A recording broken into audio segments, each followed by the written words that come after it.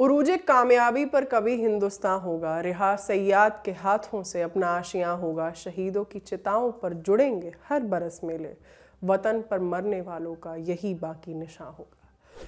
द्विवेदी युगीन कवि जगदम्बा प्रसाद मिश्र हितैषी की एक रचना की ये 4 लाइनें हैं। आखिरी की 2 लाइनें आपने कई बार पढ़ी और सुनी होंगी, और शुरू की 2 लाइनों का मतलब साफ हो जाएगा इस कविता को लिखे जाने के वक्त से। साल 1916, प्रथम विश्व युद्ध के लगभग ठीक बीच का वक्त। 11 लाख से ज़्यादा भारतीय सैनिक वर्ल्ड वॉर में ब्रिटेन की तरफ से लड़ने गए थे। हमारे नेताओं को उम्मीद थी कि इस युद्ध में ब्रिटेन और बाकी मित्र देशों की जीत हुई तो भारत के लिए भी कुछ सुखद निर्णय लिया जा सकता है, लेकिन ऐसा कुछ नहीं हुआ। उल्टा रॉलेट एक्ट जैसे दमनकारी कानून और जलियांवाला बाग हत्याकांड का तोहफा मिला। हालांकि इस युद्ध में शहीद हुए भारतीय सैनिकों की शहादत को अंग्रेजों ने एक यादगार पहचान जरूर दे दी। नमस्कार, मेरा नाम है आस्था और आप देख रहे हैं तारीख, जिसमें हम सुनाते हैं उस तारीख से जुड़ी भारत की ऐतिहासिक कहानियां। आज 10 फरवरी है और आज की तारीख का संबंध है उस स्मारक के बनाए जाने की कहानी से जिसे हम इंडिया गेट के नाम से जानते हैं। Brought to you by Kuku FM. Download the app now. शुरुआत से पहले आपको बता दें कि तारीख के इस एपिसोड के पार्टनर हैं कुकू एफएम। यहाँ आपको देश, दुनिया, साहित्य, समाज, दर्शन, विज्ञान समेत कई विधाओं में ऑडियो बुक्स का खजाना मिलता है। ऑडियो बुक्स माने बोलने वाली किताबें। लल्लन टॉप का दोस्त होने के नाते आपके लिए भी एक खास ऑफर है। प्रीमियम सब्सक्रिप्शन पर 50% की छूट। ये ऑफर पहले 250 यूजर्स के लिए ही है। ऑफर का लाभ कैसे मिलेगा? बस प्रीमियम सब्सक्रिप्शन लेते समय LT50 का छोटा सा कोड डालना होगा। सूचना समाप्त।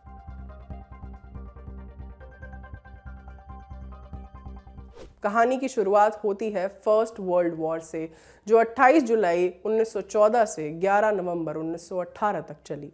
ये विश्व युद्ध अलाइड पावर्स यानी मित्र देशों और सेंट्रल पावर्स यानी मुख्य शक्तियों के बीच लड़ा गया था। मित्र देशों में रूस, फ्रांस, ब्रिटेन, इटली और जापान जैसे बड़े और शक्तिशाली देश शामिल थे, और साल 1917 में अमेरिका भी इस अलायंस में शामिल हो गया। इधर सेंट्रल पावर्स में Bulgaria, Austro Hungarian empire, Germany और ऑटोमन एम्पायर आते थे। विश्व युद्ध की कोई एक मुख्य वजह नहीं थी, तमाम कारण थे, लेकिन युद्ध की नींव पड़ी 28 जून 1914 की एक घटना से। ऑस्ट्रिया हंगरी के सिंहासन के वारिस आर्कड्यूक फ्रांस फर्डिनेंड बोस्निया के दौरे पर थे। तभी एक सर्बियन व्यक्ति ने आर्कड्यूक की हत्या कर दी। ऑस्ट्रिया ने हत्या के लिए सर्बिया को जिम्मेदार ठहराया और 48 घंटों के अंदर कार्रवाई की मांग की, लेकिन सर्बिया ने ऑस्ट्रिया की इस मांग को मानने से इनकार कर दिया, जिसके बाद 28 जुलाई 1914 को ऑस्ट्रिया ने सर्बिया के खिलाफ युद्ध का ऐलान कर दिया, जिसमें एक के बाद एक तमाम देश शामिल होते चले गए। सबके अपने निजी स्वार्थ थे, उसी के हिसाब से गुटों का चुनाव कर लिया गया था। 2 देशों के बीच शुरू हुए इस युद्ध में लगभग 30 देशों के शामिल होने के पीछे कुछ संधियों का भी योगदान था। यूरोपियन देशों के बीच एक दूसरे के सहयोग के लिए की गई संधियों के मुताबिक अगर कोई भी शत्रु देश या इन देशों पर हमला करता है तो बाकी यूरोपियन देश भी हमले का जवाब देंगे। प्रथम विश्व युद्ध इन्हीं संधियों का शिकार हुआ। रूस ने भी इस युद्ध में हिस्सा लिया क्योंकि उसने सर्बिया के साथ पहले से संधि की हुई थी। इसी तरह ट्रिपल अलायंस की वजह से जर्मनी को ऑस्ट्रिया, हंगरी और इटली से जुड़ना पड़ा। इसके अलावा जर्मनी और इटली जैसे देश दूसरे देशों के उपनिवेशों पर कब्जा करना चाहते थे। बाल्कन देश अब ऑस्ट्रिया और हंगरी से अलग होकर सर्बिया में मिलना चाहते थे। कुल मिलाकर कहें तो तात्कालिक कारणों के अलावा भी कुछ था जिसने दुनिया को पहले विश्व युद्ध में झोंक दिया।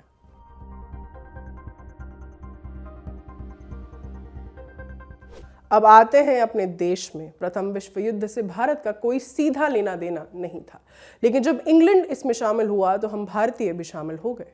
इतिहासकार लाल बहादुर वर्मा लिखते हैं, भारत की जनता के लिए जो ब्रिटेन का दुश्मन था उसे वो अपना दुश्मन मानती थी। उस वक्त तक सरकार को माई बाप समझने की प्रवृत्ति थी, और इसीलिए जो भी सहयोग ब्रिटेन की भारत सरकार ने चाहा वो भारत के लोगों ने दिया। युद्ध के लिए अभियान चलाए गए, चंदा जुटाया गया, बड़ी तादाद में नौजवान सेना में शामिल हुए और ऑटोमन एम्पायर के खिलाफ पश्चिमी यूरोप, पूर्वी एशिया के कई मोर्चे और मिस्र तक जहां कहीं भी भारतीय सैनिकों को भेजा गया उन्होंने जी जान से लड़ाई की। तमाम भेदभाव के बावजूद ज्यादातर भारतीय नौजवान ब्रिटिश सेना में खुशी खुशी शामिल हुए।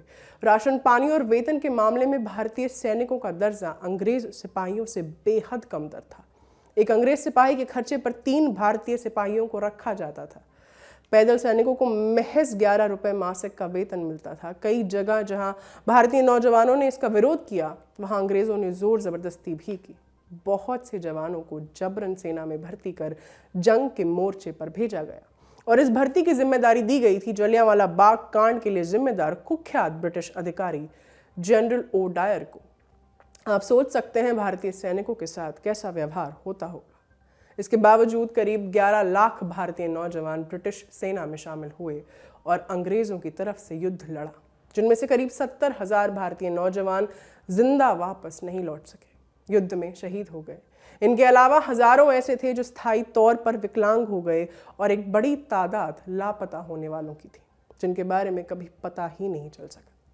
इतिहासकार बताते हैं कि विश्व युद्ध को लोकतंत्र की लड़ाई कहा जाता था। ब्रिटेन की तरफ से ऐलान किया गया था कि यह युद्ध लोकतंत्र के लिए लड़ा जा रहा है। यही वजह थी कि भारत जैसे बहुत से उपनिवेश आज़ादी की उम्मीद लिए युद्ध में इन देशों का साथ दे रहे थे। भारत में भी आज़ादी के आंदोलन से जुड़े नेता ब्रिटेन का सपोर्ट कर रहे थे, लेकिन उनकी उम्मीद पर पानी तब फिर गया जब युद्ध खत्म हुआ। मित्र देशों की जीत भी हुई, लेकिन ब्रिटेन ने भारत की आज़ादी की बात से पल्ला झाड़ लिया। उल्टा युद्ध के तुरंत बाद मार्च 1919 में रॉलेट एक्ट आया। लोगों को बिना वजह पकड़कर जेल में डाला जाने लगा। 13 अप्रैल 1919 को जलियांवाला बाग में नरसंहार हुआ और दिसंबर 1919 में गवर्नमेंट ऑफ इंडिया एक्ट आया। भारतीय नेता निराश हो गए। देश में वादा खिलाफी जैसा माहौल बन गया था, जिसके बाद खिलाफत और इसी की तरह दूसरे आंदोलन की नींव पड़ी।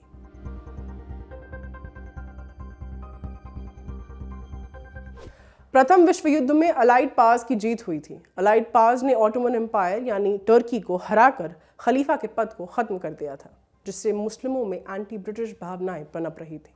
हालांकि अफगान के शासक हबीबुल्लाह खान ने पूरे युद्ध में भागीदारी न करने की नीति अपनाई थी, लेकिन साल 1919 में हबीबुल्लाह खान की हत्या हो गई और उनका बेटा अमानुल्लाह खान गद्दी पर काबिज हुआ।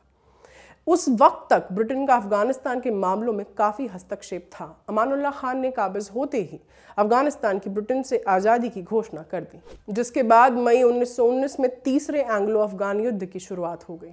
युद्ध 2 महीनों तक लड़ा गया और आखिरकार अगस्त 1919 में रावलपिंडी की संधि के साथ ही ब्रिटेन को अफगानिस्तान के विदेशी मामलों से नियंत्रण हटाकर उसे स्वतंत्रता देनी पड़ी। इसके युद्ध में भी सैकड़ों भारतीय सैनिकों की शहादत हुई थी, जिसके बाद प्रथम विश्व युद्ध और एंग्लो अफगान वॉर में शहीद हुए सैनिकों के स्मारक बनाने का काम शुरू हुआ।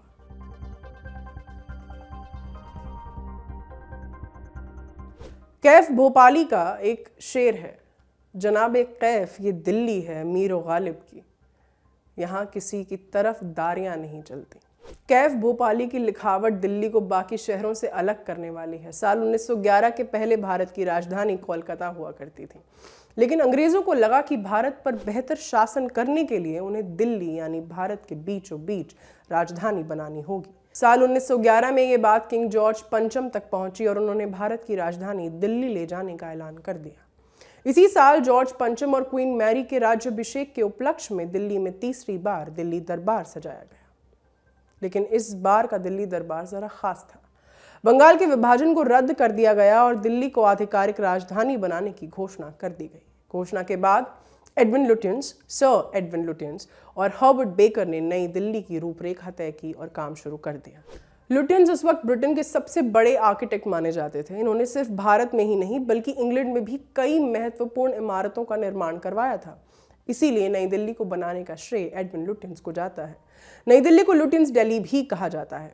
साल 1913 में रायसीना में नॉर्थ ब्लॉक और साउथ ब्लॉक की सेक्रेटेरिएट बिल्डिंग्स भी हर्बर्ट बेकर के निर्देशन में बनाई गई। इन्हीं इमारतों से आज भी पूरे देश का प्रशासनिक कामकाज चलता है।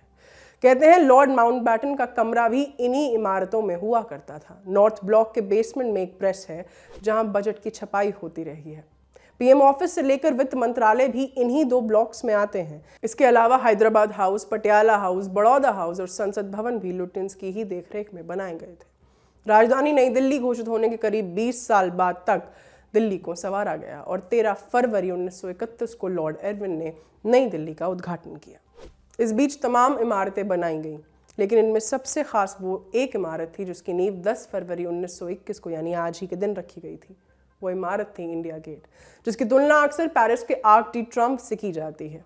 इस इमारत को प्रथम विश्व युद्ध और तीसरे एंग्लो अफगान युद्ध के शहीदों के स्मारक के तौर पर बनाया गया था। 10 फरवरी 1921 को क्वीन विक्टोरिया और प्रिंस एल्बर्ट की 7वीं संतान और ड्यूक ऑफ कनॉट कहे जाने वाले प्राइस आर्थर ने इंडिया गेट की नींव रखी। इस मौके पर ड्यूक ऑफ कनॉट ने कहा, भारत की राजधानी के बीचों बीच इसी स्थान पर एक स्मारक खड़ा होगा ताकि आने वाली पीढ़ियों के विचारों में भारतीय सेना के अधिकारियों और जवानों का गौरवशाली बलिदान जिंदा रहे।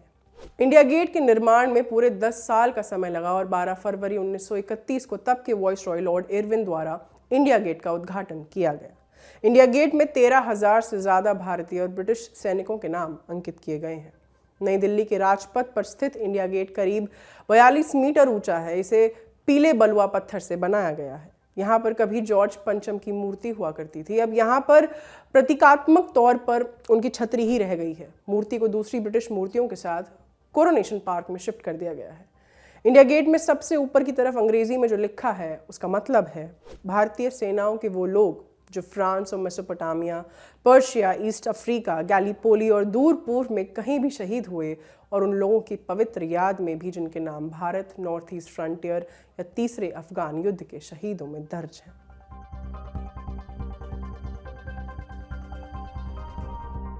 इसके बाद आज़ाद भारत में दिसंबर 1971 के भारत पाकिस्तान युद्ध में शहीद हुए भारतीय सैनिकों की शहादत को नमन करने के लिए अमर जवान ज्योति का उद्घाटन किया गया।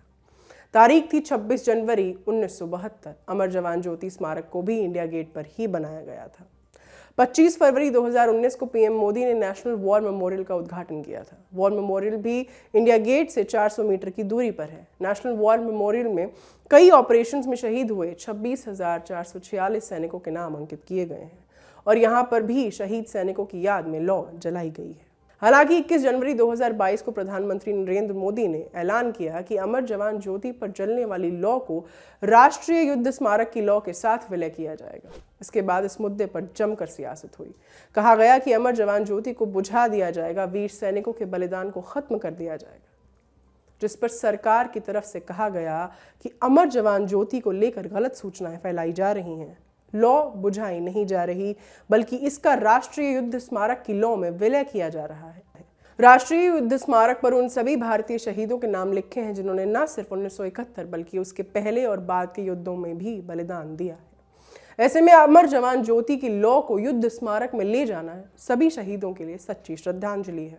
शहीदों की चिताओं पर मेले लगते हों या ना लगते हों, उनके बड़े बड़े स्मारक कोई भी बनवाए, लेकिन देश यानी हम और आप उनके बलिदानों को याद रख सकें। जान लेने और देने की रुत सैनिकों के हिस्से कम आए या ना आए, इसी उम्मीद के साथ विदा लेती हूँ। आज का एपिसोड आपके लिए लिखा था शिवेंद्र ने। देखते रहिए दी लंदन टॉप। शुक्रिया।